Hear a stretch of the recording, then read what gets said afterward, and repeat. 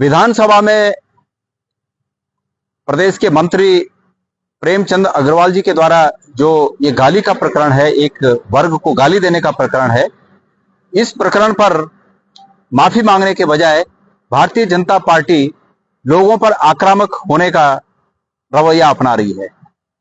अभी अभी भारतीय जनता पार्टी के प्रदेश अध्यक्ष और राज्यसभा के सदस्य महेंद्र भट्ट जी का वक्तव्य सामने आया है और मैं उस वक्तव्य पर कुछ कहूं, पहले उनके वक्तव्य को ही आपको मैं सुना देता हूं। कृपया इस वक्तव्य को सुनिए। मीडिया में जिस प्रकार की टिप्पणियां जिनके द्वारा भी लिखी जा रही हैं, जिनके द्वारा इस तरह के पोस्ट हो रहे हैं, वो सबके सब दोषी है। मैं मुख्यमंत्री से आग्रह भी करूंगा कि देवभूमि के अंदर इस प्रकार के पोस्ट करने वालों को एक विशेष नजर रखनी पड़ेगी और सोशल मीडिया में भी जो क्षेत्रवाद की बात, जातिवाद की बात, इस तरह देवभूमि के खड़ा करते हैं, उन पर प्रशासनिक रूप से भी कड़ी कार्रवाई होनी चाहिए।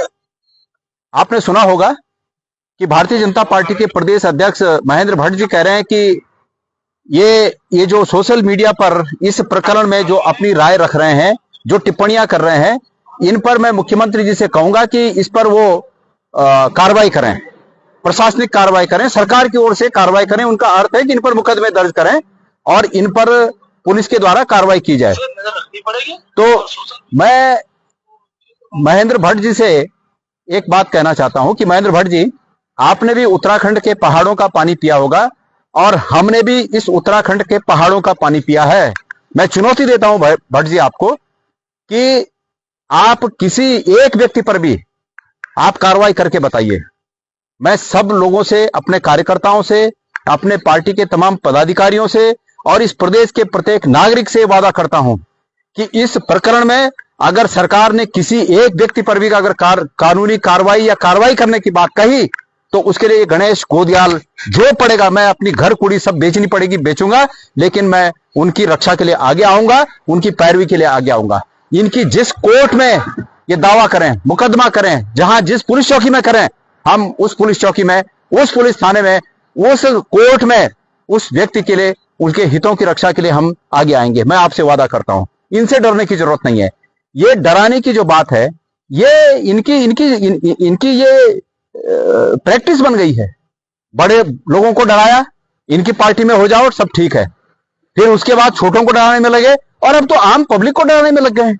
कह रहे हैं कि सोशल मीडिया में जो टिप्पणी करेगा उस पर हम कार्रवाई करेंगे। अरे भाई, क्या कार्रवाई करोगे तुम? मैं चुनौती देता हूं भट्ट जी आपको और आपकी सरकार को चुनौती देता हूं। मैं धामी जी को मैं चुनौती देता हूं, एक व्यक्ति पर भी ये कार्रवाई करके बताएं। हम खड़े हैं, हम जिंदे हैं और आपको बता दूं मैं, ये सरकार को बता दूं मैं, हम उस नस्ल के हैं जिन नस्ल के लोगों ने इस देश को अंग्रेजों से आजाद कराया। तो तुमसे कौन डरने वाला है? इसलिए इस प्रकार की हल्की बात न करें। यह प्रकरण जब उठा तो तत्काल हमने उस पर रिएक्शन दिया और रास्ता भी बताया इनको।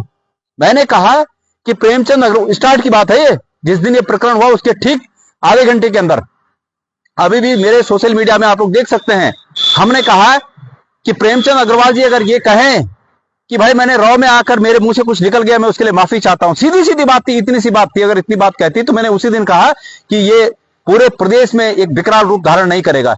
लेकिन आप तो तानाशाह हैं, आपने तो तानाशाही में इस पूरे प्रदेश को रौंद रखा है और आपकी तानाशाही के चलते आपको माफी मांगने की कहां से सद्बुद्धि आएगी? इसलिए आपने वो रास्ता नहीं अपनाया, आपने डराने का रास्ता अपनाया। लेकिन ये लड़ाई निर्णायक लड़ाई होगी और खबरदार अगर एक भी व्यक्ति के खिलाफ आपने डराने की कार्रवाई की और इस प्रकार का किया, हम तो, मैंने बोला, हम अपनी घर कुड़ी भी बेच देंगे, लेकिन यहां के प्रदेश के लोगों के हित में जो करना होगा वो करेंगे। आपको चुनौती देता हूं कि आप करके बताइए।